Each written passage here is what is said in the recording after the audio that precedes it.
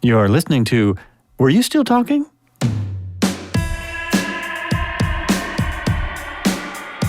They pump out your blood and they pump in a new batch of blood, and all of it is the blood of children.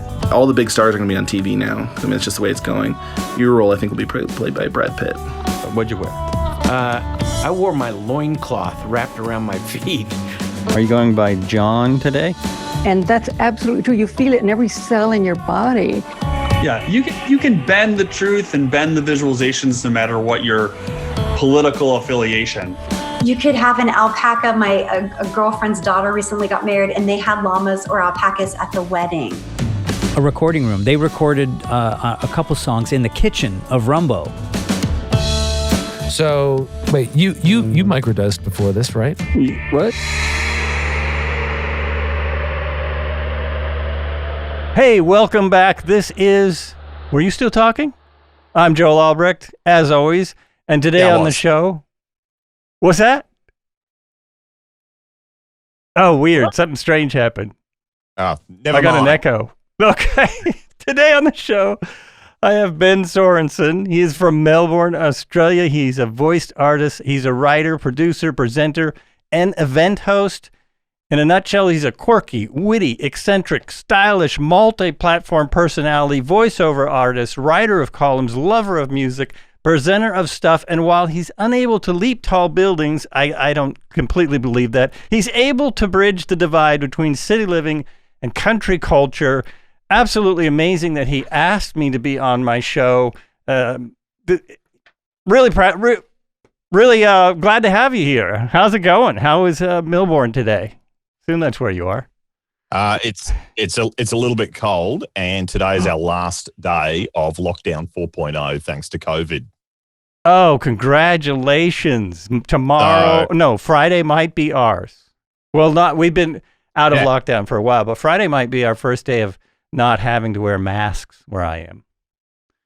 Oh, that's always good. You know what? I love the idea of masks to keep people safe. Mm-hmm. But you know what I love even more than that is vaccination. Yeah. I got the stab. I'm 100%. Which anyone, you are still being asked to wear a mask even after Friday if that goes through. You are still being asked to wear a mask if you're not vaccinated. We're almost in my state. And I'm very proud of this. We're almost to 70%. So that's brilliant. Yeah, for America, that's incredible. That's huge. It's pretty exciting.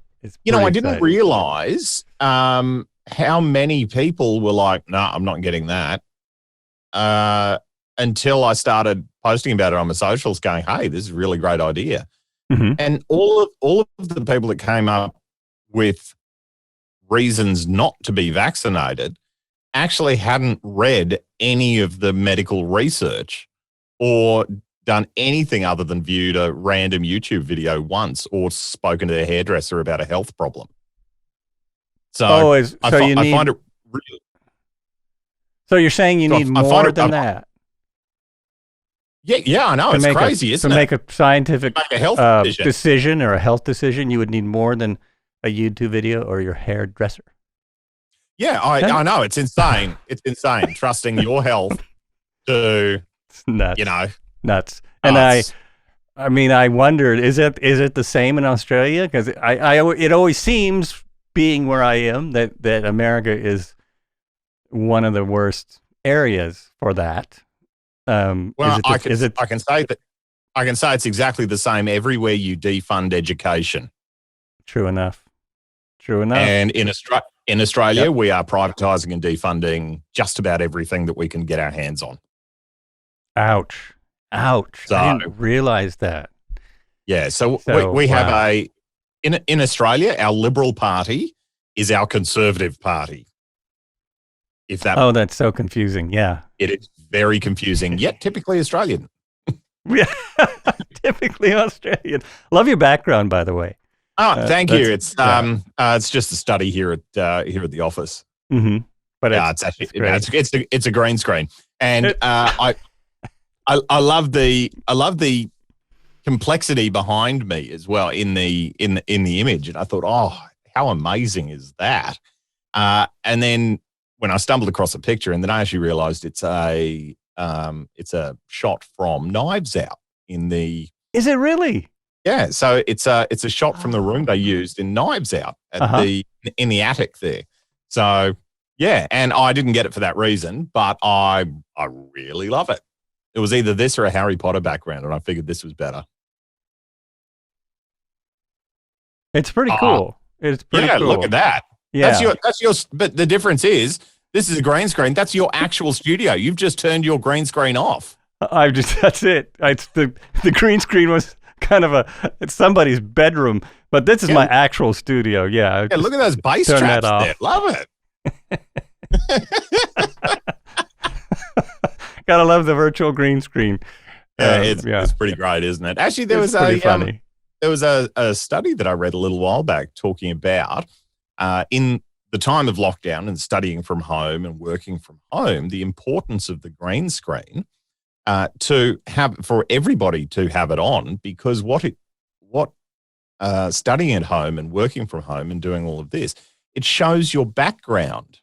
It shows where you live. And it's not so much a security issue, but it was more it changes the study was saying it changes how you view people, because you can see their socioeconomic standing based on what you see in the background. So if I go to work, you don't know where I live. You don't know how I live. You don't know what my situation is. Mm-hmm. So it enables me to go through work without that stigma or bias. Whereas the second we're working from home and you can see my background, then more comes into play there, which can unfairly disadvantage or advantage people in the workplace. So the green screen is actually really, really important in keeping the focus on you, your work, who you are, as opposed to, do you have rich parents? Do you live in a good spot? Do you, are you living with people? Like so I think the green screen is a wonderful invention to help even out and to help break those systemic cycles. It is, absolutely. And another wonderful invention is the USB microphone, which I've recommended to people on this show before. Even if they're in a meeting at work, if you get a microphone and you sound a little bit better, people will tend to. A huge difference. Yeah, they're going to listen to what you say. It's going to be easier for them to hear what you say, literally and figuratively. Yeah. Well, in filmmaking. In filmmaking, we also say, are you more willing to put up with bad images or bad audio? And you can live with bad images because you can say it's stylistic, but bad audio, you're sunk. Absolutely. So, and if you look, there's some of my favorite films that when you turn the sound off, you start going, man, this doesn't look so good. If you look at Terminator, the first movie, you turn off the sound and you're like, wow. But the sound, the sound designers just did miracles, absolute miracles for movies like that. Yeah, we call that turd polishing. That's it. True enough. Sometimes you got some glitter to sprinkle on it. Sometimes you don't. Learning how to speak Australian. Yes. Yeah. I got a lot more where that came from. Love it. I love it. No, when I do interviews with the US, sometimes the audio editors go, should I? I'm not sure if I meant to bleep that or not. Oh man, that's what I love about Australian slang. Oh, they don't. That's nice about a podcast. Is he cursing or not? If you have to ask, leave it in. Just yeah, right. Totally. They'll tell you in the comments. True enough. They'll tell you. I do always release my podcast with the warning. You might hear adult language because we're adults. We're grown-ups on this podcast. Oh, thank fuck! I was holding it in that whole time.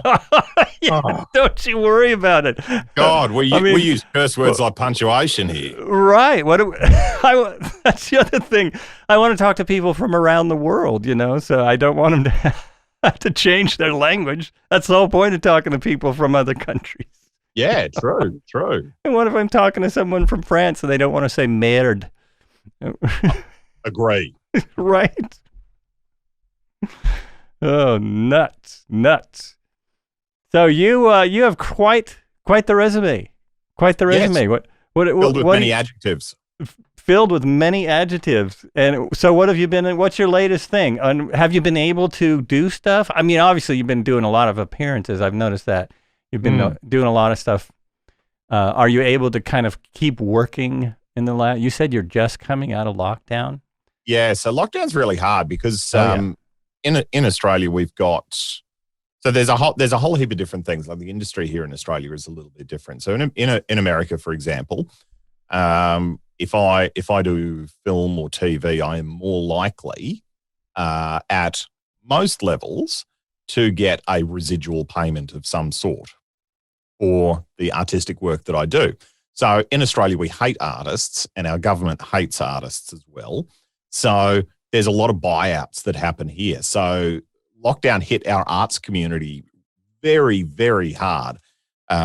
When you look at music and musicians particularly, 60 to 70% of their total income comes from live touring. That's really true in the U.S. as well, because you know you see the 1% that's making a big buck, but most of our musicians they're making it off of the day-to-day gig in that way. Yeah. And then you swap over to film and you look at actors, other than theatre actors, if we look at film and TV, we don't have, it's not as heavily royalty focused here as it is in the States. So we have a lot of people that have to keep doing projects in order to keep getting paid. So when lockdown came, the film industry virtually stopped. And particularly a lot of the smaller budget films stopped because if, let's say, we need to change how we shoot, change how we do everything, there's a lot of expense involved in that to make it COVID safe. And it should be COVID safe, but that also means that only big studios or larger studios or better funded studios can afford to do a lot more work in that environment for longer before it's totally shut down. So our arts community here is really struggling. Everything from, smaller hospitality venues that have closed with smaller gigs. I do a few smaller gigs as well. And for me, like pre-COVID, I was on a flight every week and a half, every 2 weeks, flying around to do a gig somewhere in Australia or overseas. And now this is the longest that I've ever been in one space. I was lucky to get a job at the Gold Coast or in Queensland in between lockdowns, but it's still really hit and miss. And there's also a reluctance in the marketplace to get people from interstate now as well because of the internal border closures thanks to COVID that could happen at any time if an outbreak occurs. So because our Prime Minister botched up the vaccine rollout, our approach, being an island nation, which has worked in our favour, is to very quickly lock down and prevent travel. And that's worked really well because if I can't see you, I can't spread COVID to you. So without vaccines and without custom-built quarantine facilities, which we should have but don't, locking down is a very efficient way to go. However, it makes it very hard to plan events, to plan guests, to plan lots of stuff. Like I did a heap of work with the Supernova and Oz Comic Con here in Australia. So they're the pop culture cons and events. And normally they would have like 20, 30 people from the States come out or from Europe come out that have been in, the movies or voice actors and people like that, really cool people. And now they're going, well, okay, so I need to plan that 6 months ahead, but I also don't know if, number one, we can even do the event. They've got a 2-week quarantine on the way there and back, which I've got to pay for now. Plus, I don't know if anybody, if my interstate audience can come, even if I can operate the event. So the risk profile for live events has just gone through the roof. And to their credit, the event industry and artists are doing this largely without any support. Then trying to navigate and manage all of this without any government support. So it's an absolute credit to the creativity, passion, and drive of the art sector within Australia. Yeah, that's really awesome. I mean, over here, the news that we have been getting has kind of been the opposite. I thought Australia was actually doing pretty well because I keep hearing about Hollywood people going over there because it's COVID free and because are there areas that are not in lockdown? Why am I hearing this? Why is Ron Howard over there? Look, there's What's a lot he of doing? people. So there's so Marvel have agreed to shoot a chunk of their films in Sydney. Mm-hmm. And compared to a lot of other countries, yes, we are COVID free. Okay. We only have small outbreaks here and there, but we have problems with vaccine rollout. And as far as our spot lockdowns or internal issues, then our internal travel between states, for those live events, it's a bit of a problem. However, we still do have, as I said, the larger studios. By comparison to the US, it's easy for them to have a bubble here where cast and crew can still do movies, can still do COVID tests, can still be, can foreseeably have vaccinated people on set doing that. So there's another film that there's a film that I'm working on in that we're doing pre-production in a couple of weeks for, and we've got 4-5 people from the States coming out. And we've been planning that for the last 12 months.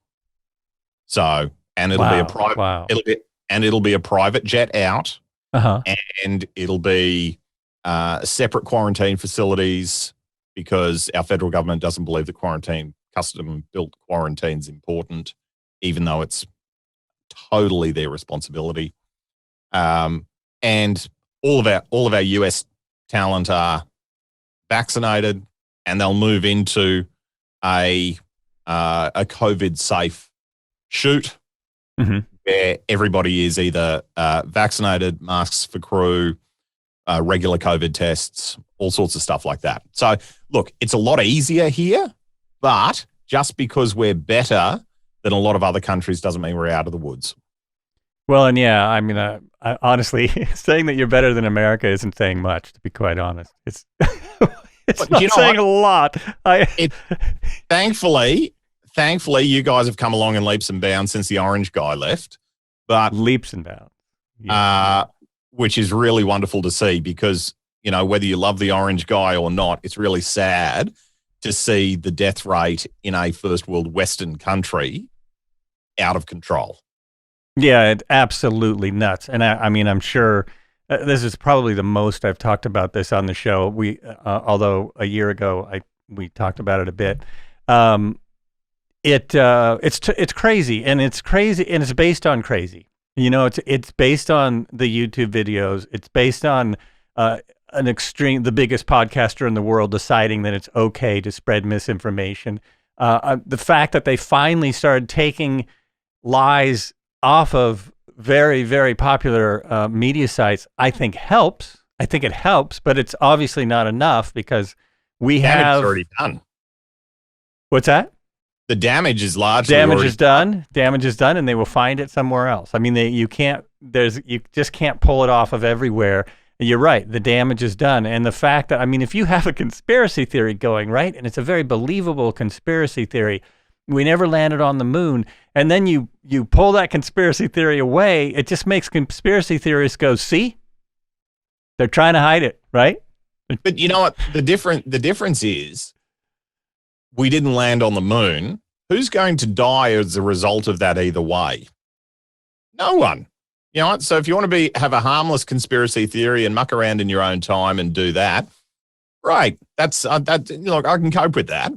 Mm-hmm. But when your conspiracy theory starts to cause the death rate to increase and increase the risk for immunocompromised people to actually have a quality of life, particularly in America where healthcare is the most expensive for no reason at all, then I think that's a very unkind thing to do, to spread that misinformation out of ignorance and arrogance. Well, and I think part of it, I honestly think that a lot of the misinformation is not spread out of ignorance and arrogance. It's spread on purpose. It's being spread very purposefully. It's part of a campaign to dismantle the country. They literally tried to take it over. You know, they literally tried to take the country away from the government. This still blows my mind. I get chills thinking about it, and I know it's going to happen again. So a lot of this misinformation is being done with billions of dollars. Fox News is not a small company. You know, this is not some fly-by-night YouTube stream. And they're putting out this same information about, they're acting like conspiracy theories are credible and should be heard. So it's pretty nuts.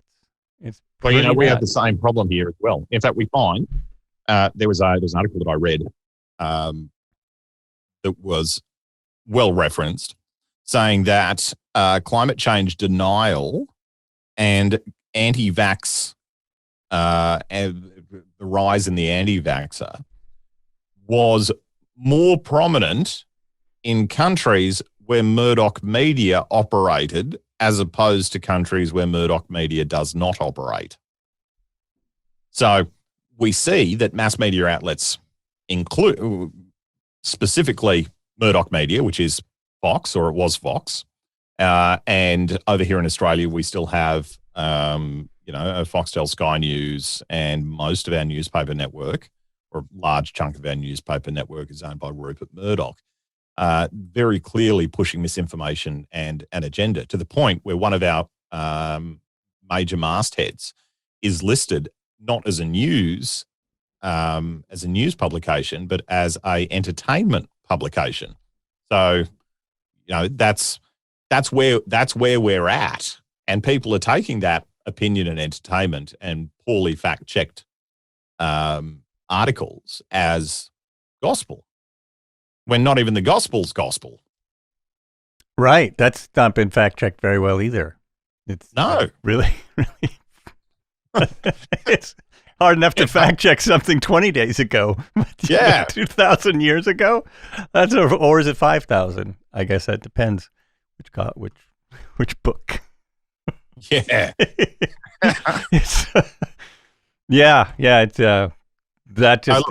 just blows my mind. I find it really interesting. And, you know, then I go, are people trying to focus on the anti-vax thing because it's a crisis at the moment, and us humans are really good at focusing particularly well on whatever the most immediate and largest crisis is, so that we forget about the other crisis, which is our environment and what we're doing there. And then we also see, you know, the behavior of large businesses and billionaires who don't need any more money, have everything that they need in their life, yet still try to be cruel and oppress and play the game to acquire more money, which just also blows my mind.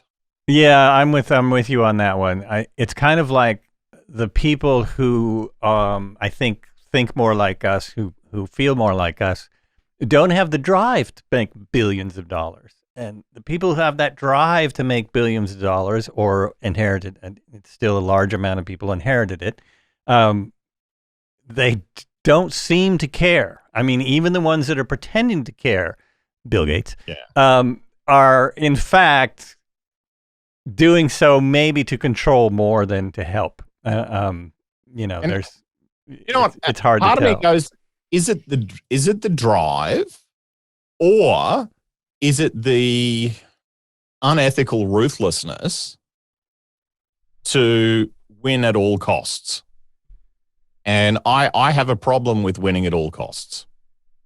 Yeah, I do too. Well, it's why I have a problem with capitalism in general, which we were actually kind of touching on before the show started, that the way capitalism is designed, well, actually the way it's designed, I think it would work, but the way it's, they're using it now is completely nuts. It's completely nuts. America's never been like this before, because you were talking about how we band together in times of crisis.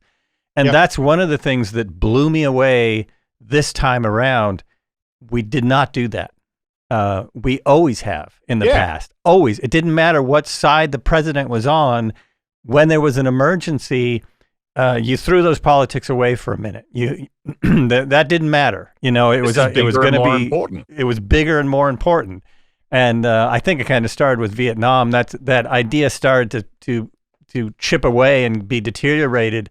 But with the latest fiasco, I just have never seen anything like this. And it wasn't just, and it was top down. I mean, basically, the government of the U.S. said, we're not gonna band together. We're gonna say this isn't important, and it's not that many people.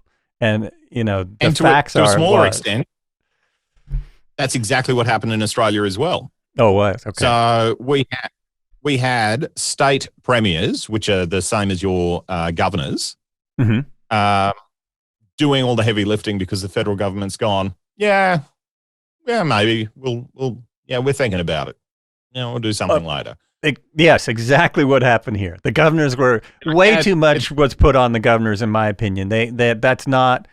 I mean, that is their job, but they're supposed to have the backing of the federal government, and it was all put on the states completely, and then that made them enemies of their constituents. You know, depending on what state you were in, 50 to 52% suddenly thought that you were a terrible person because you're trying to save their lives.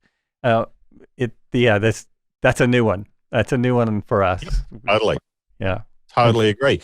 And it's interesting you say about capitalism, how if we go back to what it is, probably would work a bit better than how it's used. And then we look at that same issue in the rollout of an idea or a concept like that. So we go capitalism.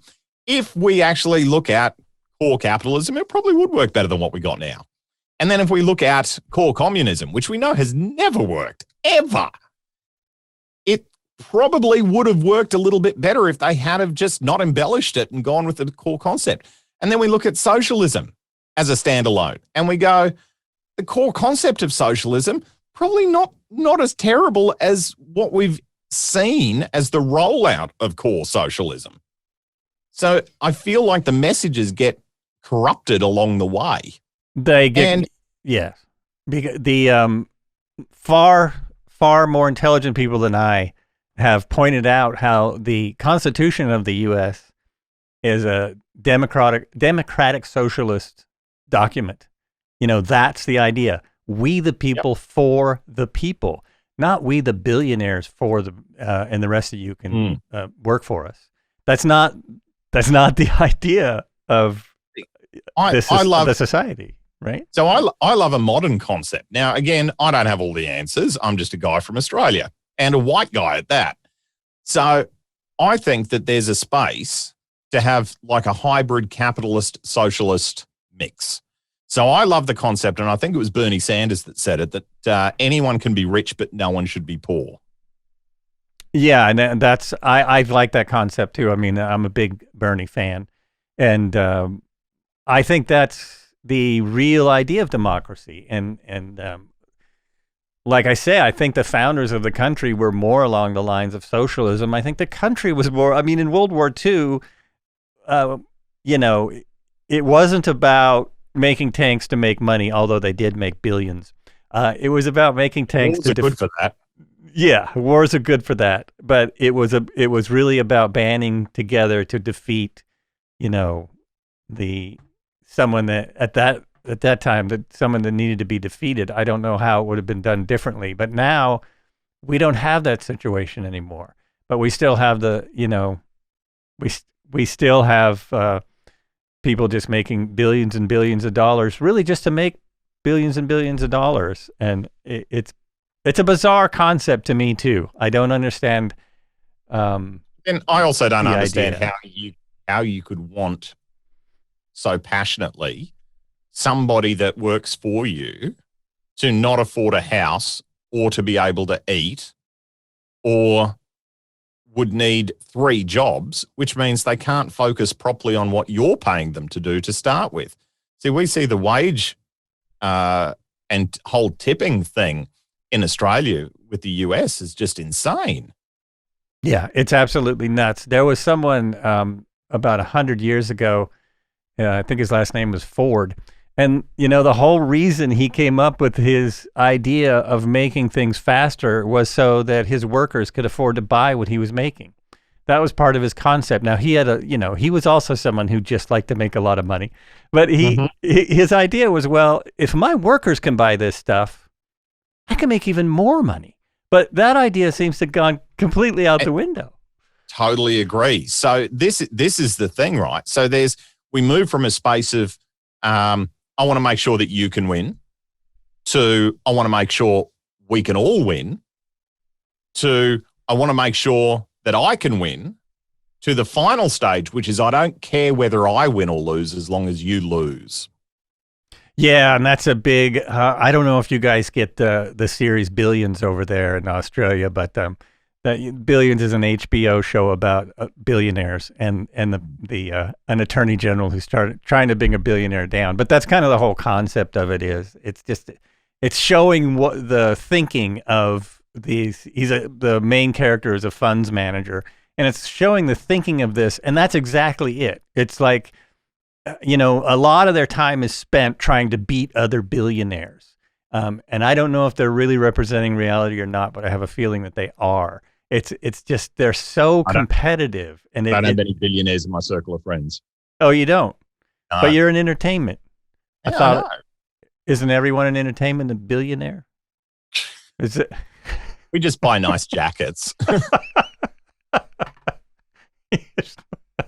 And you have great backgrounds. Great backgrounds. Backgrounds is it. That's everything. If I lean back, it disappears. It's pretty good, though. It's pretty impressive. It is pretty good. Yeah, pretty good. Yeah. I mean, I'm kind of proud of the movie industry in a way because a big reason that they wanted to go back to work is that the people, everyone on set other than the actors, don't get paid, right? They don't get residuals. They don't make a dime if they're not working. And I know that some of the producers, actors, directors, they wanted to put everyone back to work. And, all the lesser actors and extras and all those people, they weren't making any money without work. So they really did go out of their way. I mean, some people built their own studios, their own compound. Now I'm forgetting the name of the director, so that they could work and be safe and be able to do it. And yeah, and now you're vaccinated, right? I think I saw somewhere on your social media. I'm a huge fan, and I'm encouraging everyone to be vaccinated. But in Australia, I'm ineligible to be vaccinated yet. We're ineligible to be vaccinated yet. Oh, okay. Because our federal government has stuffed up the vaccination rollout. So we are. Boy. Yeah. So at the National Press Club, they were talking about it taking 6 years, up to 6 years, to vaccinate Australia, being a population of 26 million people. That's nuts. I mean, that's the population of California. That's the population of one of our states. Yep. That gives you an idea of how messed up it is. And yeah. We also had plenty of opportunity to do it correctly. And every year we have just a flu shot, a flu vaccine that comes out for the new strains of flu to keep everyone a little bit safe. Mm-hmm. And that rollout goes relatively beautifully every year. No issues, no problems. And for the COVID vaccine rollout, we've had originally it was first to high-risk individuals and frontline workers, which is a brilliant idea. However, they couldn't even get that right. Oh, no. Oh, yeah. It's interesting because that's how we did it.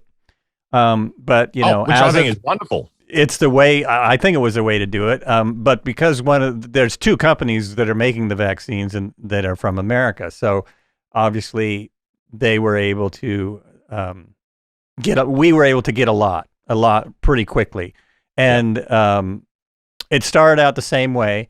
And then in where I am, it was very loose very loose. They started with frontline workers, and then it was people over 65 and frontline workers, and then we had over 50s. Yep, which is where we're at the moment still. Well, and a lot okay, of them don't want it.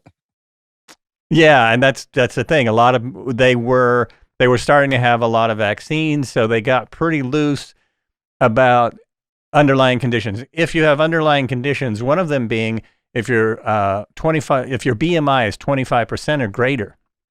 Well, I don't know if you know America, but that's 97% of the people. Most of them, yeah. 25. I fell into that category, and I'm not,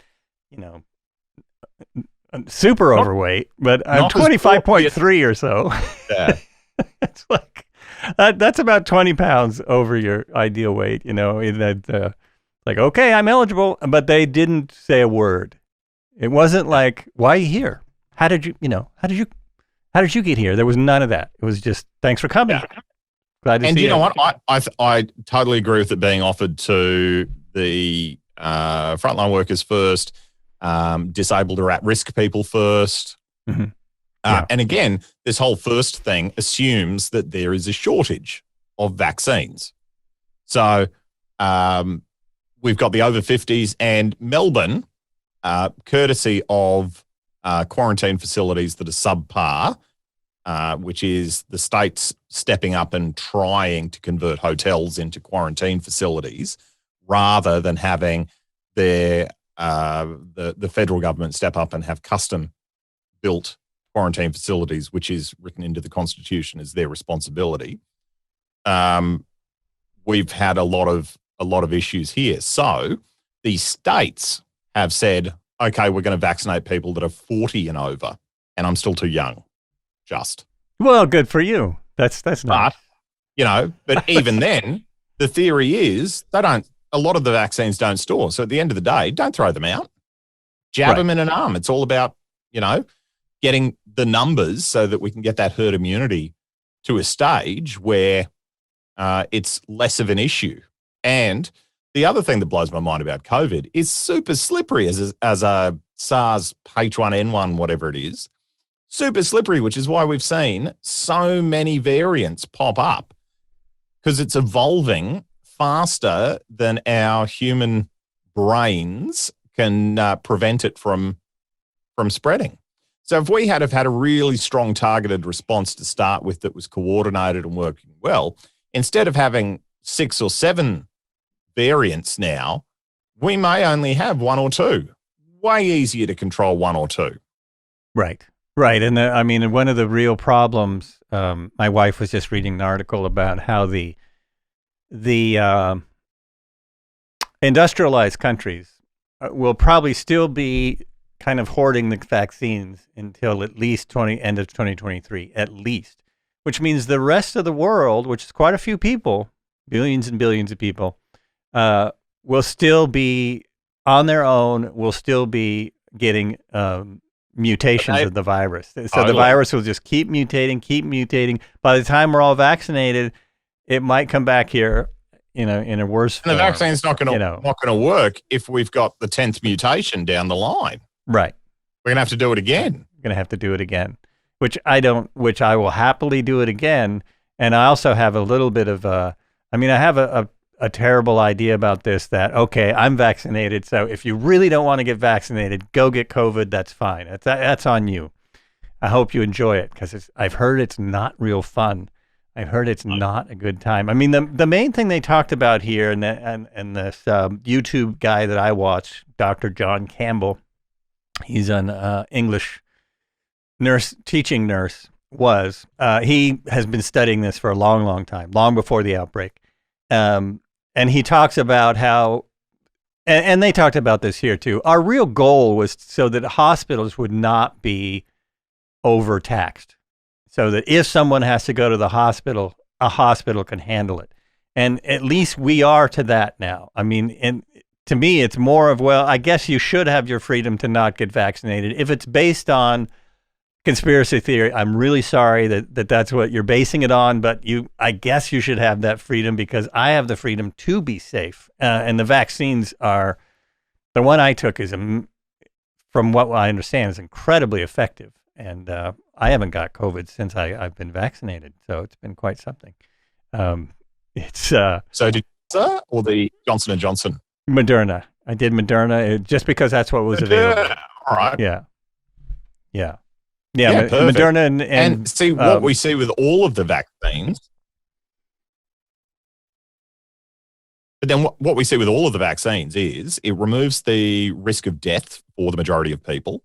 Yes. It decreases the symptoms if you catch it. And more importantly, it decreases your ability to spread it to others. Yeah, and those So, are all, to me, those are the three really most great important things, right? Those are, my hand is not. Absolutely. Yeah. Absolutely. Those are So very look, important. I find it really frustrating, and that talks to what we were speaking about before about with the varied form of cruel capitalism as opposed to accurate capitalism. We see that the concept of, I'm hoarding this. Well, what you're hoarding becomes less effective because you're hoarding it. The data and logic says that if everybody gets the vaccine as quickly as possible on the planet, then everybody wins. Financially, everybody wins. And it's almost like, I know that I could win, and it's the data says that I'll make more money and I'll be better off if I share it. But I just really don't want to be nice because I'm a horrible, horrible person.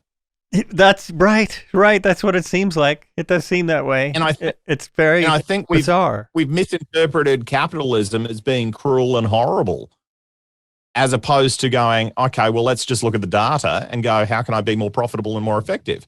In Australia, we've seen the late-stage capitalism is different here to what it is there. But supermarkets, we have a duopoly basically here in supermarkets and grocery stores where we get our food. Mm-hmm. And what we've seen is very clearly. No, hold on. Can I just stop you there for a second? Yeah. I thought in Australia, I thought you just went out in the bush and you just grabbed something and you just look. I would love to do that. When you get a chance, Google witchetty grubs. Witchetty grubs. Okay. Witchetty grubs. So we unfortunately and very sadly, our First Nations people who have been custodians of the land that we are on, that was never ceded, have been looking after Australia and surrounds for 60,000 years before we came in the last 200 years to stuff it up.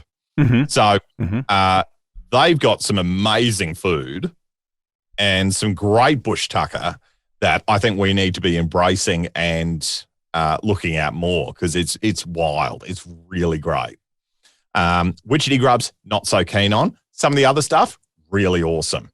But the grocery stores, we have two predominant chains here that fight for market share, and we see it's a great testing spot because we can see the evolution of business ideas happening very, very quickly.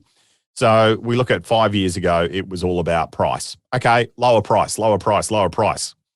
Race to the bottom, really bad for farmers and manufacturers selling to these two. Mm-hmm. And now, in the quest for profits,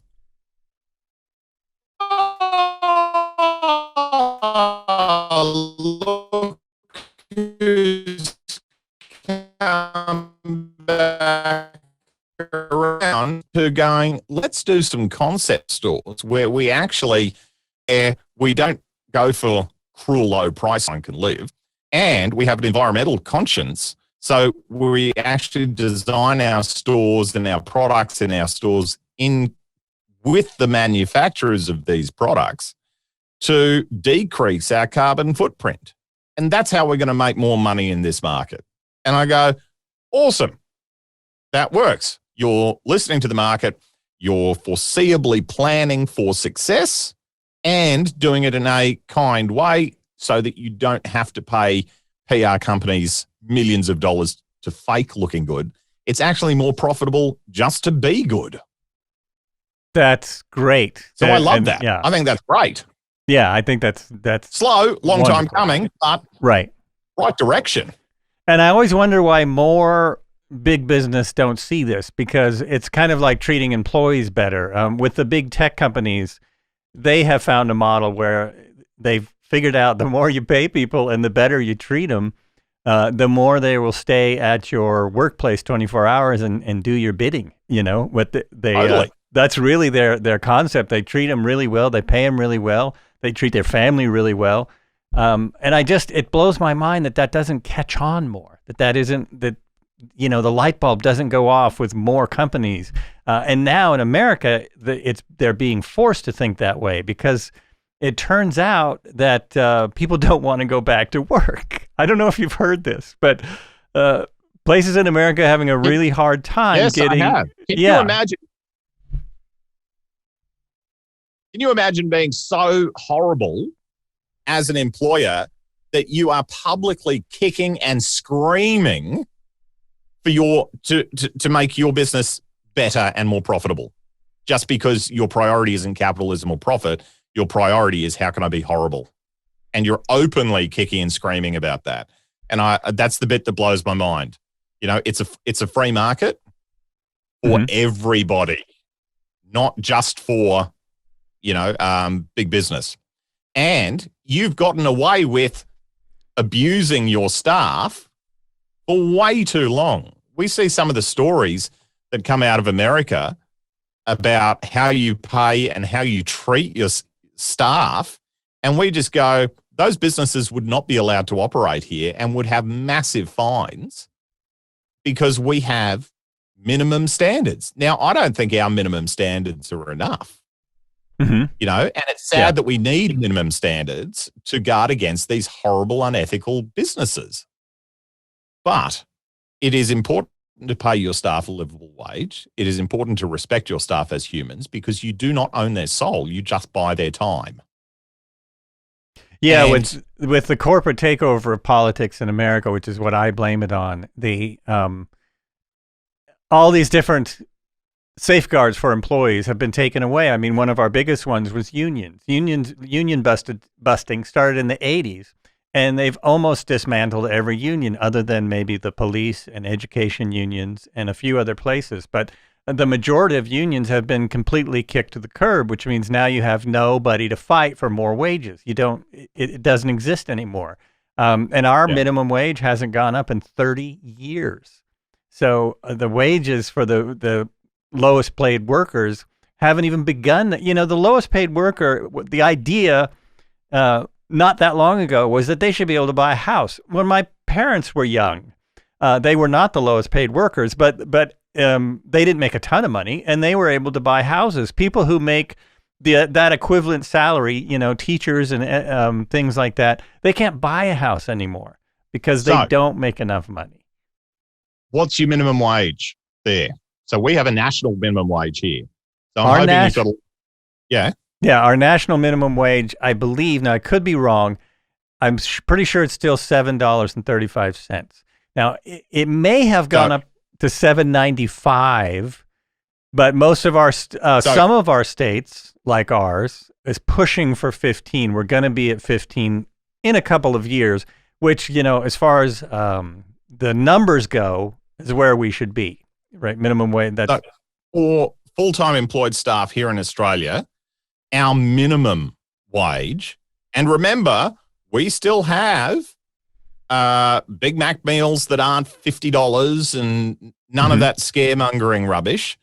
Our national minimum wage is $19.84 per hour for a 38-hour week.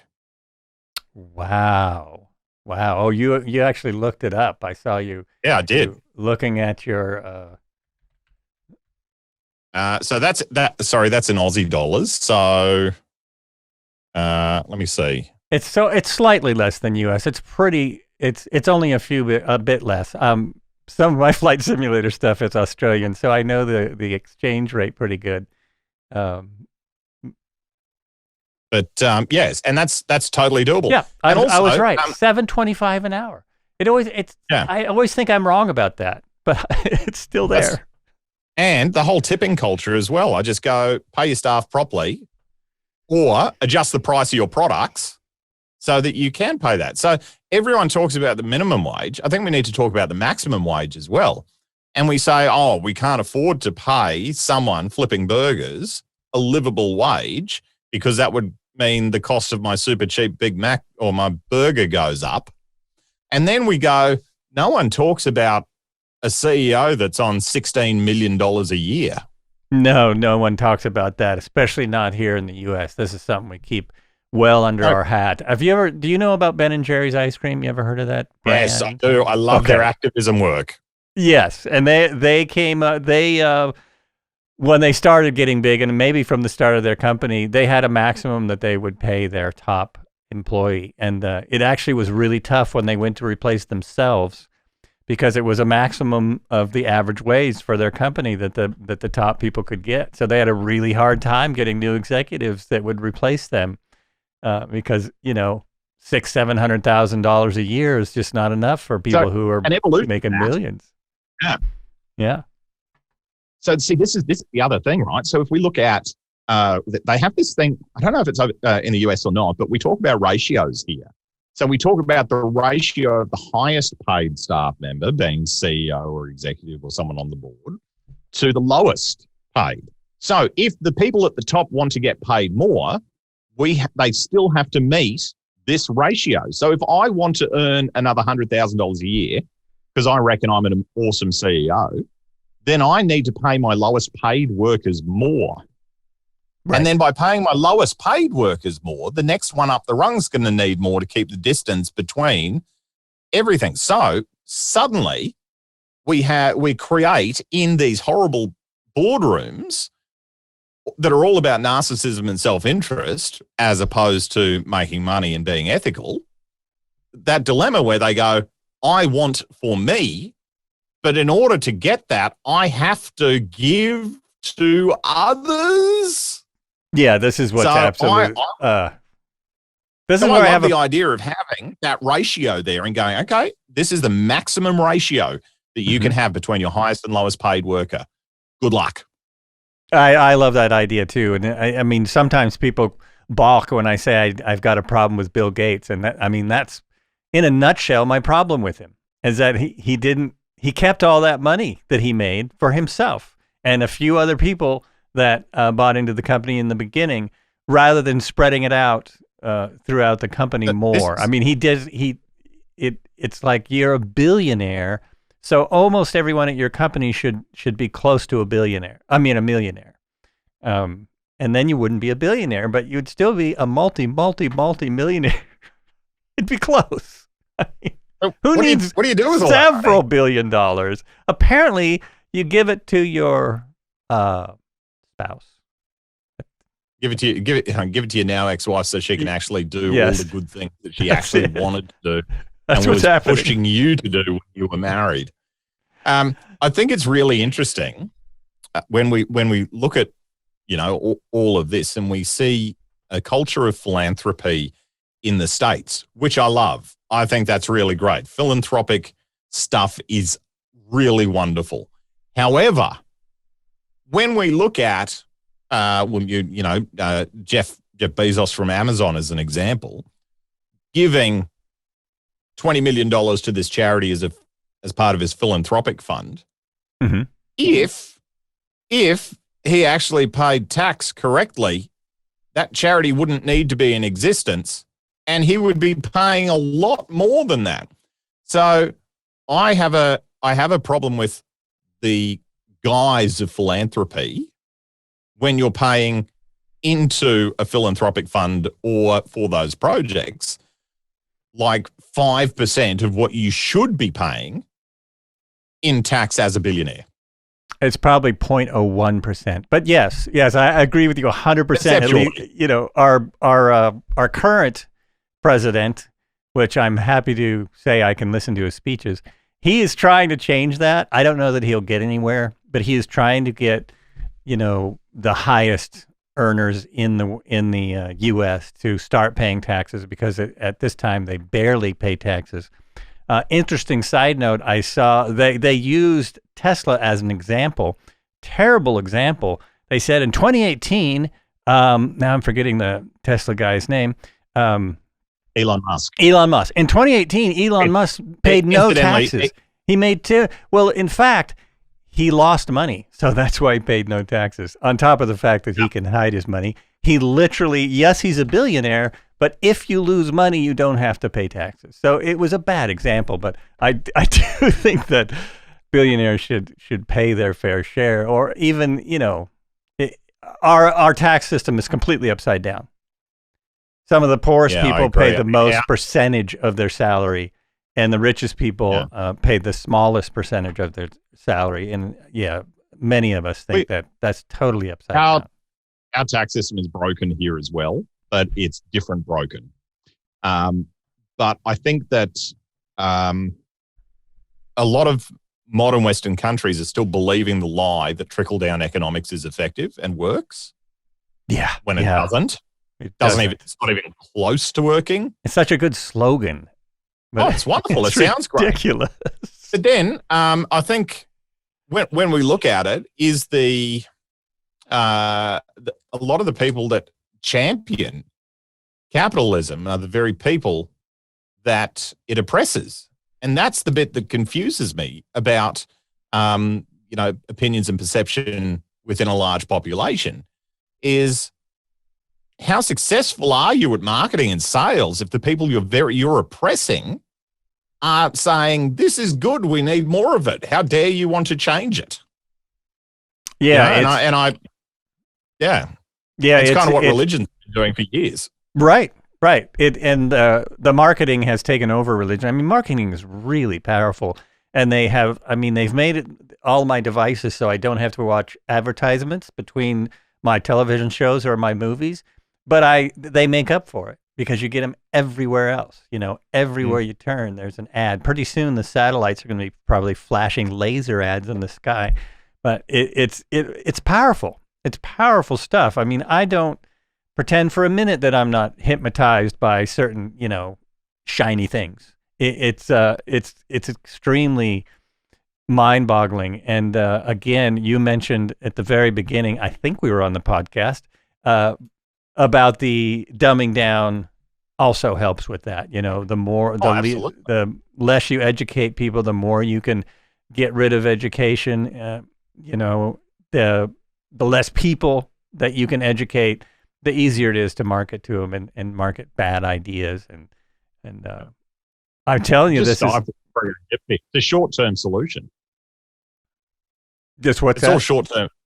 Not educating a population is a short-term win, but long-term disaster.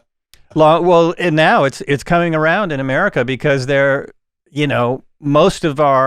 more and more of our jobs are high-tech jobs, and they need educated people. But we haven't paid for education for 20 years, So it's not only we haven't paid for it, and it's become more and more hard. It's less and less affordable, and you have to go in massive debt to get educated. And it's coming around to bite us. That actually sounds very similar to the Middle Ages, where only people chosen by the church could read and write. Exactly. It's a bit like that. And now only the rich can afford to read and write and to do those tech jobs. So we see a bigger divide, again, courtesy of horrible, unkind people, between the haves and have-nots, even though economically the data says everyone should be educated because everybody wins and everybody makes more money. Right. And everyone does better. And it becomes a sustainable economy. Yes. But I've been reading some interesting books about stats. Now, I'm forgetting the name of the books. But one of the points was that people who pay for really good education and send their kids to the best colleges, those kids don't necessarily do any better than students that go to colleges that are not as expensive, is not as good. Because the point was that if they were good enough to get into a college, that's really what mattered. And the people who were going to lesser colleges might have more of a drive to do better because it wasn't being given to them by somebody. So in the current space at the moment, so I totally agree with that. But what we do see is better schools, or not so much better schools, but more expensive schools, more exclusive schools, offer better networking opportunities for outside of schools. True. So you have access to people that you normally wouldn't, and you have time to get to know those people that you normally wouldn't. So your network grows. But then that also that might help an individual, but it doesn't help a society. Yeah, right. It doesn't help a society, and it doesn't help because, I mean, the education here is and I'm pretty uneducated, so I'm not one to talk, but that was my choice, and the idea that we've gone backwards with the amount of people who graduate high school and college, and the quality of our education has gone down. It's ridiculous, because the amount of money that the country makes obviously has gone way, way up. We have one of the highest GDPs through the roof. one of the highest GDPs in history and in the world. And it doesn't make sense that we don't want to put that back into education. And it's because, again, it's a marketing thing, because it's become so political. And if you think education should be paid for, then you're just a snowflake, and you don't buy enough guns or something. It's absolutely ridiculous. And I think any kind of education. We have that same issue here. And all those people saying, if you work hard enough, you can afford an education, blah, blah, blah. All of those people got a free education. Right. That's the rough bit. So the people that are saying, if you work hard, you can do anything, are people that are grossly privileged, that had money from their parents, or had free education, or had all of these different legs up to help them out. Yet, one of the challenging things is they're choosing to not see any of that, and they genuinely believe that they achieved what they did through hard work, not through gross amounts of privilege. It's really, you ever heard of Malcolm Gladwell? No. Oh, wow. I'm surprised you missed him. Malcolm Gladwell. He's the one that, have you ever heard this idea that you need 10,000 hours to become an expert at something? Oh, yes. You ever heard that? Yeah. So Malcolm Gladwell came up with that years ago in one of the books he wrote. And in one, I'm just now getting around to reading him, because suddenly he was all over my YouTube feed whenever I went down the YouTube rabbit hole. And he had a really interesting take on people who were successful at different times, and how many things went into their success that had nothing to do with their income, or what family they came from necessarily. The examples he gave were great, but it had to do with a whole lot of people that were very successful in law in New York in the 70s. They came from the same type of background. They all had the same type of hardworking parents that were uneducated. They came to America at the same time. They were all from pretty much the same country, so they had the same work ethic, and they happened to be okay with doing a type of law, business takeovers, that no one else wanted to touch, because it wasn't considered, it was considered unethical in the 70s. And so these law firms exploded, and it was just interesting how he looked at, it wasn't there. They didn't go to Ivy League schools. They didn't have really good connections, other than when they went to a law firm that was all the same, from the same area that they were, they got hired. But they weren't fancy law firms at the time.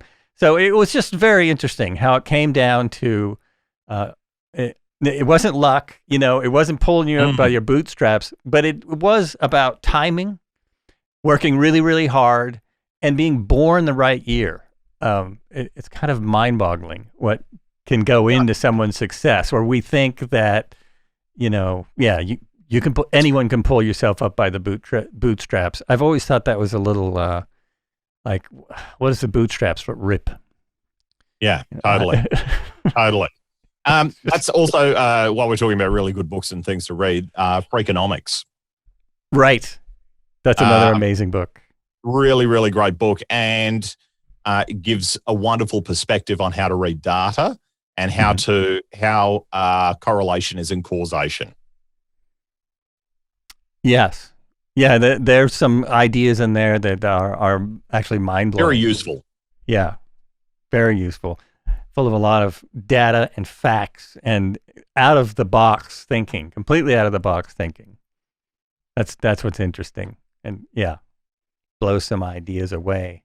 This has been such a serious conversation. Unexpected. It's been really fascinating. I feel like we've explored both countries in our political system. And we've talked COVID. We've talked heaps of stuff. I love it. I do too. You just never know where a conversation's going to go. It's great. I love it as well. I was going to ask you about some other things, and I forgot about them. Forgot all about them.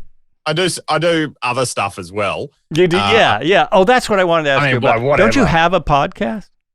Oh, look, I've got an environmental podcast that I'm doing for a company called EcoForce Global at the moment. Mm-hmm. And I've got a whole heap of other stuff, but you can check all of that out at bensorensen1.com because some other bastard took Ben Sorensen. All my socials are exactly the same as well, all Ben Sorensen1. So I'd love you guys to come along and have a chat and have a look at some of my stuff. And you are a social media monster. You're very popular. Very popular on the socials. Where'd you hear about this podcast? How in the world did you connect to? I love your conversation style, and I very, very much enjoy the wide range of conversations that you have with different people. It's very eclectic. And I love going out of my way to learn about people and experiences that I would never normally have. And I think that what you're still talking is a really great example of that. So why would I not want to be part of it? That's awesome. That's a huge, I'm blushing if for all the people listening, because most people listen, they don't watch the video. So that's, wow, big compliment. It's been quite a amazing meeting all the people that I've met, largely because of COVID. I was doing it here in Eugene. There's not nearly as many people that I probably would have run into if the whole COVID thing didn't happen. And it's just amazing to be able to talk to people around the world who have the same problems as we do. I was like, wow. I thought Australia was all, doing different. I have a different view of Australia. I know one person who lives in Australia via social media, not someone I actually talked to or anything, someone I used to know. So I don't get a lot of info from there. But one thing I saw when I was reading about you is you are just as comfortable in the bush as in the city. So you like spending time out in the woods, or as we call it here, you call it the bush. Yeah. Look, I think nature is so beautiful, and it also gives you an appreciation for the animal that we are. And I think it's easy for us to forget that we are literally just a physical organism and we are part of something bigger. And when you go and sit in nature, and particularly over a long period of time, you see trees grow, you see the little ecosystem, you see life and death and rebirth and the seasons and, how you interact with it. And that whole sensory experience of being out in nature is something that is incredibly grounding and something that is unique to what I think is part of that core human experience, is to connect with nature and to connect with the world around you. And in our built world, it's all designed to distance us from that. So by going out in nature, I feel like it offers me that balance, that quiet time, and that time to process what's happened in the other parts of my life. And I find it really wholesome. Oh, that's awesome. Yeah. Nature will do that to you. It'll, it's such a great way to process. And it's so much, one thing I know that I will miss, that I am missing already is when we went into full lockdown at the beginning of all this, everything got very, very quiet. It was, so when I walked out of my house, I mean, the city I live in has a lot of trees and a lot of green space. And it was almost like being out in the woods because all you could hear is animals. And the birds got much, much louder for a time. I've already noticed they've quieted down. The sounds of nature, it's like everything else was quiet, so they had to be louder or something. I don't know. Or maybe I could just hear them. Hum. Nature is really amazing. David Attenborough's got this really wonderful doco that he's put out. And it's along the line, I can't remember the name of it, but it's along the lines of what would happen if humans suddenly disappeared. Nature would come back, slightly less diversity immediately, but it would just come back. And I think lockdowns enabled it to come back a little bit. And that's wonderful. And I think we need to be living in line with nature a bit more than what we are. And I think we need to, look after it as custodians of the planet because we want to leave a planet to our kids and our kids' kids. And I like the idea of leaving a space better than when we found it. And I think that's a very kind thing to do for the people you love. Absolutely. I think it would be a really nice thing to do. One thing I think that is very interesting, that I'm finding very interesting, is how the auto industry seems to be driven by the market to stop using gas. I don't think they're doing this on their own. I really think Toyota started it, but that's my Toyota bias.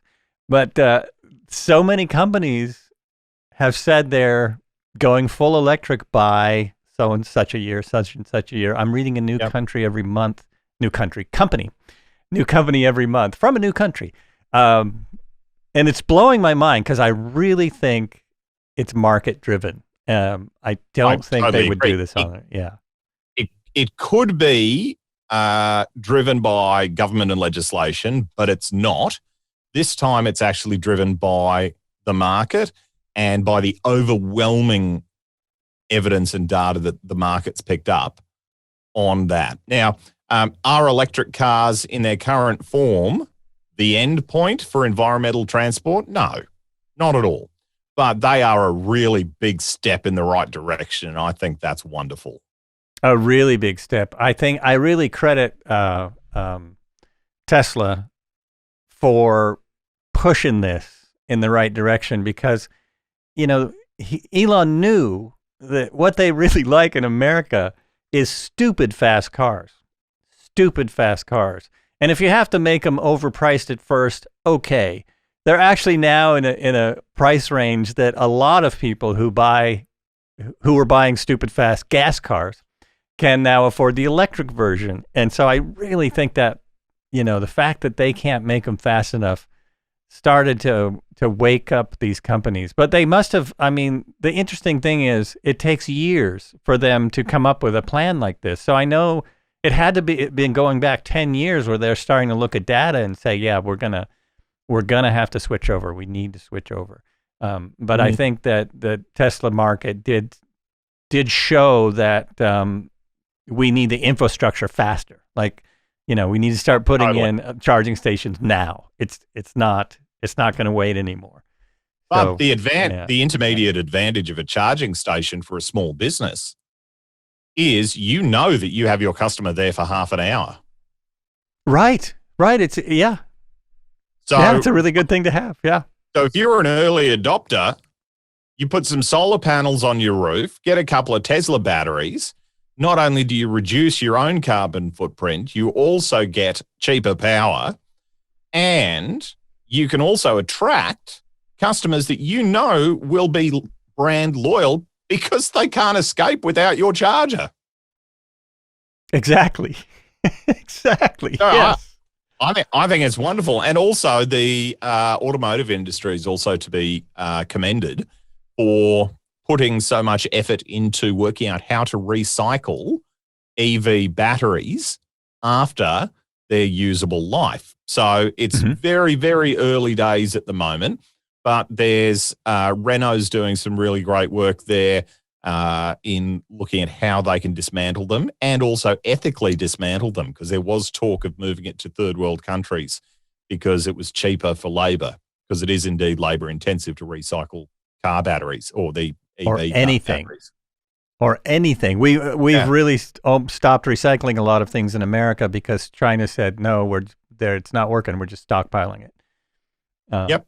So, yeah. And so they're actually planning for that, which is really wonderful. And there's a couple of companies that are actually using the expired batteries currently in their factory robotics because they can be charged, more readily, and the current draw is less or something. But it's great to see that people are thinking of that, and that's a really important question. And we need to sort of keep encouraging our automotive manufacturers to look at more sustainable, circular economies for transportation. Yeah, I think it was advertised on TV, but I think it was Volvo that said they're going carbon neutral, and there's been a couple other companies that have said they're trying. They're going to get there soon, and so that's for car manufacturers. That's amazing. That's a big industry, and that will also. It's only. I think the focus at the moment has been on like cars for domestic use. But the flow-on effect of that technology being tested in that market is that we will end up seeing, trucks and delivery vehicles being electric or a lower carbon footprint, which is really where the bulk of the atmospheric CO2 comes from when we talk about transportation. Right, when we're talking about transportation. Yeah, I actually looked into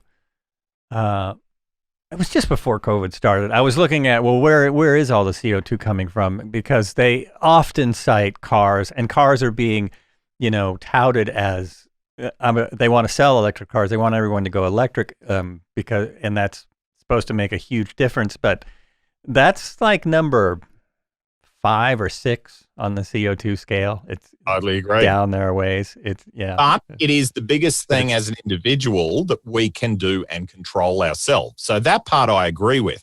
Yeah. But as far as large emitters go, I mean, we've got a lot of work to do as far as converting industry, overall power generation as well, and looking at some of the different ways, particularly international shipping as well, because the second you're in international waters, there's no environmental standards, essentially. So we see a lot of these cheaper container ships that do all of this, are just spewing CO2 into the atmosphere with, some very poorly maintained boats. Yeah, with getting everything. There's a lot of different things that we can do to make a difference. Yeah. Getting everything from China does not help that in the least. No.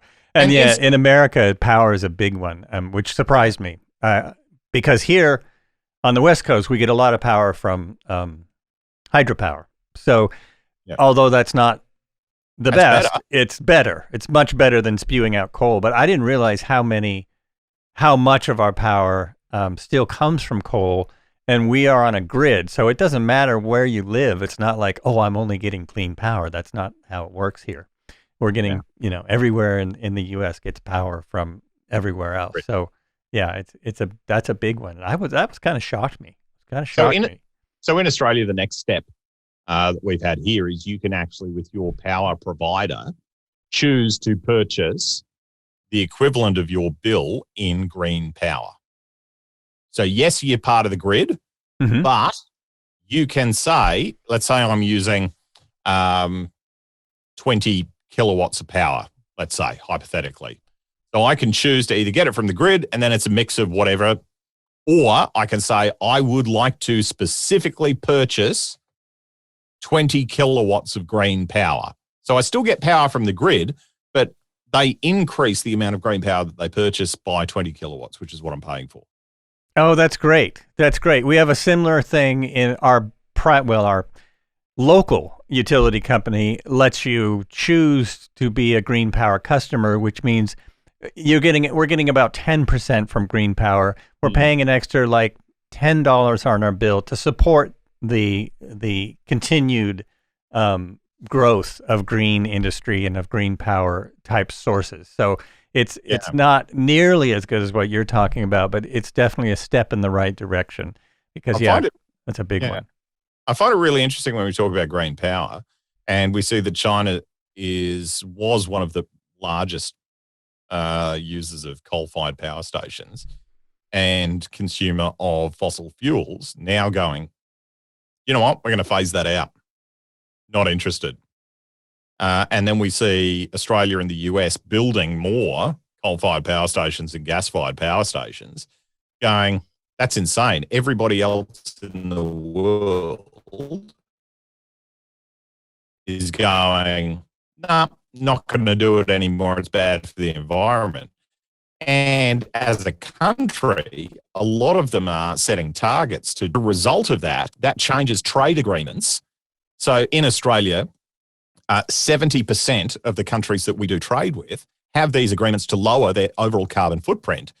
So they will be encouraging trade in order to lower their carbon footprint with other countries who have also agreed to lower their carbon footprint. And that's something that our government is missing. And I sincerely hope that the US government is not missing that as well. We are, but because of our government is so much about power struggle right now. We want to be part of those accords. We were in those accords and we got out of them in the last 4 years, but we're trying to get back into them. And some of the stuff can be done with the, signing of documents. But other stuff needs more cooperation that we're not getting right now. So we're getting back that direction, but it depends, on who the next person is in big government, because that's all pretty much based on big government. Fortunately, the states also can do a lot and are doing a lot. Hawaii had a goal to be completely off the grid, getting all their electricity from solar or wind or other alternative energy by, I can't remember what year it was, but their goal was to do this. But in Hawaii, labor is a huge problem. And getting the stuff there is a huge problem. So they had to change that. They've had to really back off on it because they literally couldn't get stuff placed on enough. They couldn't get enough things built, but they're trying. So if other states follow suit, that would really be helpful. And it makes the most sense for Hawaii because it's very hard to get power there. That's a hard place to get. Although I reckon they do really well with geothermal, given the number of volcanoes that are there. They do. But those tend to be very dangerous. The eruption that happened, was it about a year ago, where it wiped out a few neighborhoods? It came within less than a mile, I think it was, of a geothermal plant. And they had never had a geothermal plant run over by a volcano, so they were very, very nervous about what might happen if the lava ran over the geothermal plant, because they're very, there's a lot of power there. There's a lot of power there that you probably wouldn't want a lava pool in. No. Yeah. Oh, wow. It's not the best solution. It is what they're using. It is. I like the idea though. The idea is and great. You know what? As terrible as it is to have a geothermal plant covered in lava, geez, I'd still watch that video though. Right. Yeah. We were. I gotta admit, we wondered. We were watching the. I want to see daily. what happens there. What's I don't want anyone lava? to die, but well, they did clear it out. They cleared it out, but it was still like the main parts of it can't just be disassembled. They still had it. No, had it there. So yeah, part of me would want to see it go into overdrive because it's just got so much thermal energy there, but it's not going to happen. That would be something. Wouldn't it be funny?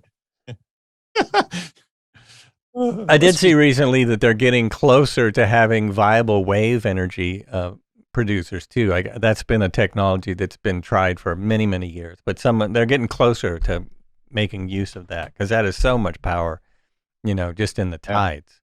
So if we could use that would, Yeah, that would be amazing. I think that'd be brilliant too. I think there's a lot of very clever people, and this is why we need to sort of fund these, whatever the next step in power generation is. Because can you imagine how many less wars, being from a warmongering country yourself, how many less wars that we would have to go to if every country had their own renewable power security? That would. Middle East could get on with being the Middle East then, rather than, fighting off everyone else. Yeah, I still think we're. What I see now is we're still so locked into this idea that we have to be at war. The America's really big on that, and we're still locked into this idea because I don't think there's any reason to be at war anymore. I think that as a civilization, we should be well beyond that. We don't need resources like we used to. I mean, we're in 2 wars now that are about resources and partly about anger. Partly. I don't think they're about the things that they say they're about. They're certainly not about freedom. They're about wanting to control other countries and want to control resources. That's what I understand about them. But we also have the largest military. Here's another random concept. Go ahead. I don't know. I was going to say, what if it's just simply about powerful old white men that got their little egos bruised? Yeah, that's what I was meaning. Just like the Middle Ages. It is just like that. I know that's why we went into one of the countries. It had to do with a father and son by the last name of Bush, and I don't know why we've stayed there. I mean, I think we're still there because each president that's come after has realized how many people will die if we just pull out without doing it properly. Those are pretty messed up areas that we're in right now, but they've been that way for centuries and centuries and centuries. So it's a tough one. But we still have the vast majority of our budget for the entire U.S., the government budget, the vast majority is military.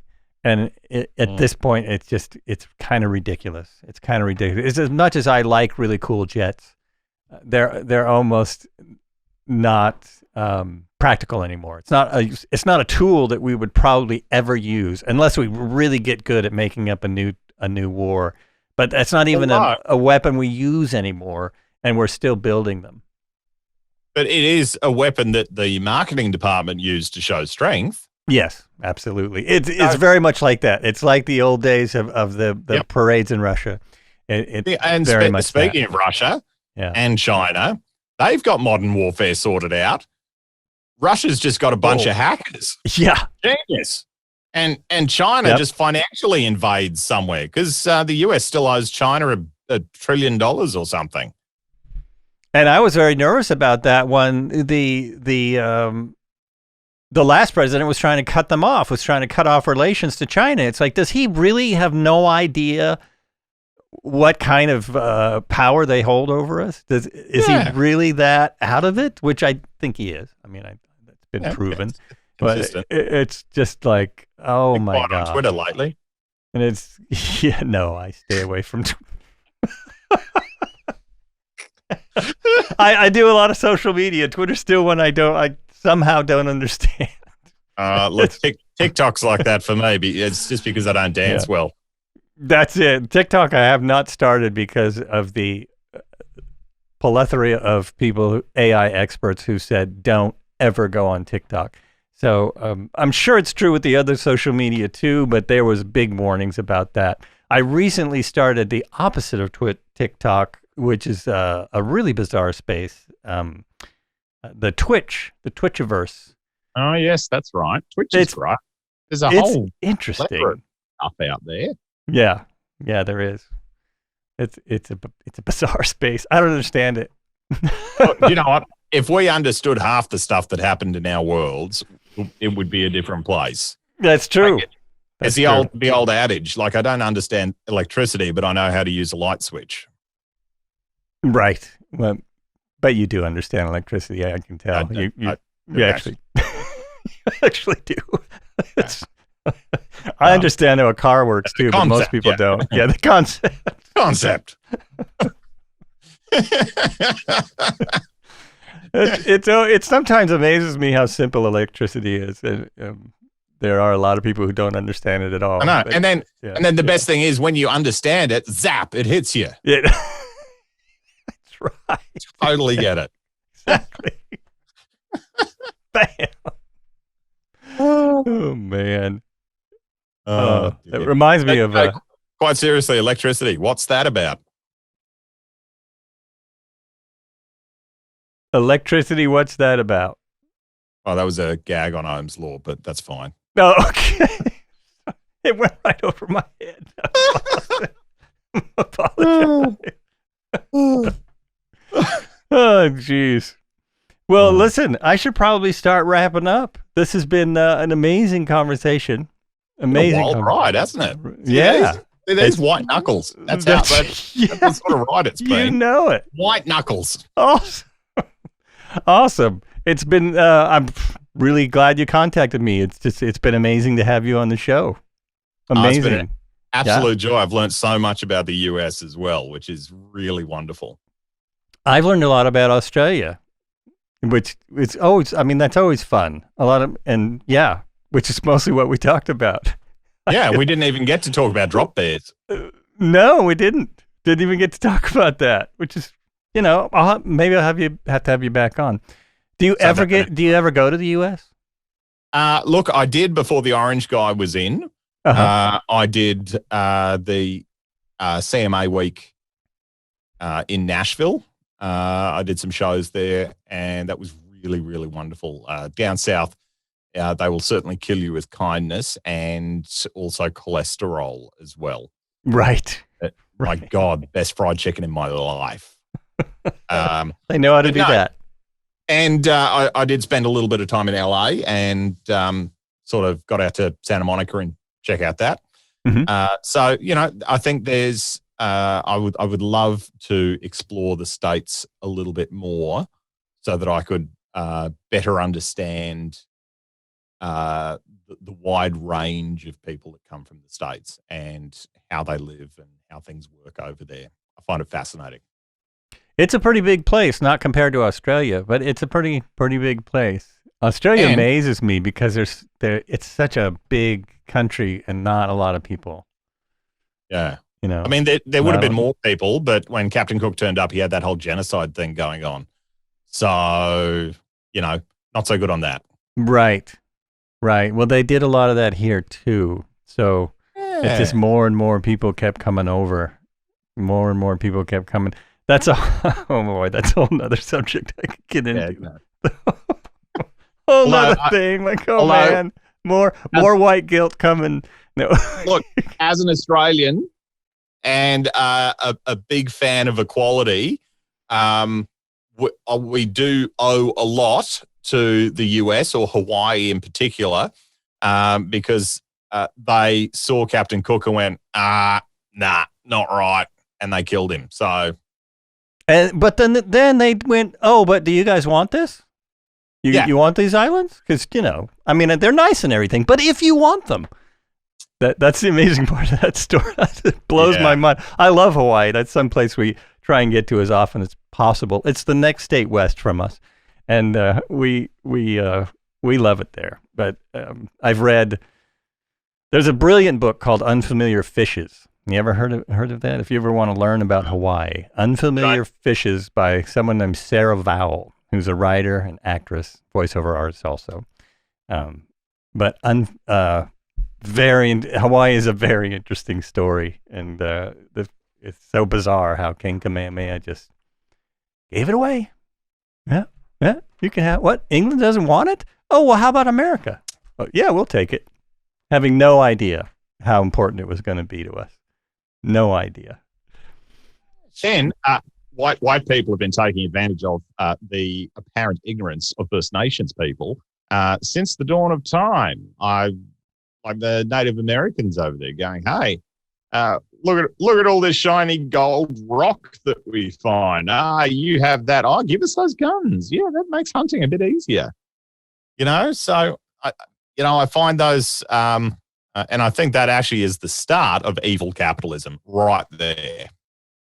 Yes. It's It's the start of it over here. I mean, it was already going. They were already pretty full swing in Europe. They'd already wiped out any native populations. They were gone. And I mean, it's interesting how the this is getting right back into it here, but it's interesting how people how much they love royalty and how the king and queen and the royal family are such a big deal. They seem to be as much of a big deal here in America as in the UK, but it's probably even bigger in the UK. Do they love it, or is it glorified Stockholm syndrome? It's probably glorified Stockholm syndrome. That's probably more accurate. But I always think, occasionally I think, all that money was stolen. Mm-hmm. Right? All that money was stolen from other countries. These And if you go to the British Museum, they actually charge you to see their stolen stuff. That's right. I would love to go. I'm not saying I wouldn't like to go see it, but I'd love to see the stuff. But that's an interesting fact. Yes. Yeah. Here's all the stuff we took. You want to see it? Yeah. Yeah. That's something I don't understand. Is there any royalty in Australia? Is there any of that left there? Do you know what? Olivia Newton-John is probably as close as we get to Australian royalty. Okay, well, that's royalty. That's yeah, she's dead set legend. Absolutely. But no royalty. We are a colony, a lesser colony of the Queen of England. So you are still a colony. We are part of the Commonwealth. Okay, that's the whole. Yeah, I don't understand that stuff. Yeah, I look. What does it even mean? I don't think it means logistically. I don't think it actually means particularly much. Mm-hmm. However, I am very grateful for it because without a monarch, we would have useless politicians with even more power than what they have now, and they can't get it right now. So more power is not going to fix that problem. That's very interesting. Yeah. So, do we need a monarch? Not really. Do they do anything? Not really. Is it expensive? Yeah. But giving politicians more power to make more corrupt errors and mistakes, yeah, not really keen on that. Not so good either. Yeah. It's just like a dictatorship is really wonderful if you get the right dictator. The hard part's churning through them. I haven't seen that yet in my lifetime. And I hope I never do. The right dictator, that would be something. I mean, I guess it's funny because you can't get much more far right than a dictator. No, you can't. Well, that's what they were trying to do here. That's what they're still trying to do. Actually, it hasn't stopped. They're trying to change this to a dictatorship. They're trying real hard with every law they can conjure up. Which is nuts. I mean, I've lived in this country 57 years. I've not seen it act this way. It's bizarre and just bizarre. Yeah, it's definitely you've got an interesting culture on your hands there. That's a good way to put it. That is a very, very good way to put it. We have an interesting culture on our hands, and that's a perfect place to end our podcast. For the moment, I want you to come back, and I mean, if you are ever in the States, Oregon's not far from LA. It's a 2-hour flight, 2.5. I've been putting that on my pizza for ages. Yeah. No, oregano. Sorry. Oh, oregano. You say it. Okay, oregano. Put the emphasis on the different syllables. Yeah, you Aussies always do that, don't you? I was going to get a lesson on how to speak Australian, but it's too late now. I learned so much. This has been incredible. Absolutely incredible. So what I was going to say is, you've been listening to, were you still talking? This is Joel Albrecht, and my guest today has been Ben Sorensen. You found out you found out very little about him, but we've just had an amazing conversation. If you like this conversation, then listen to the rest of the episodes. They might be good too. It's quite possible. I would not guarantee everything. There'll be everything in the show notes about Ben, all his social media contacts and stuff. And and more of a description that tells you. I mean, the guy has got a resume longer than my arm, and there's other stuff that I really wanted to get into. But that 4-hour podcast, I think, are a little much. Only Joe Rogan's going to do that. He can have it. So thank you so much for being on the show. It's been really Such nice. a pleasure. Thanks, mate. Thanks a lot. And as I always say, be good to each other and be good to yourselves. And we're out, as they say in the business. Boom. Nice work, dude. Boom. Thank you.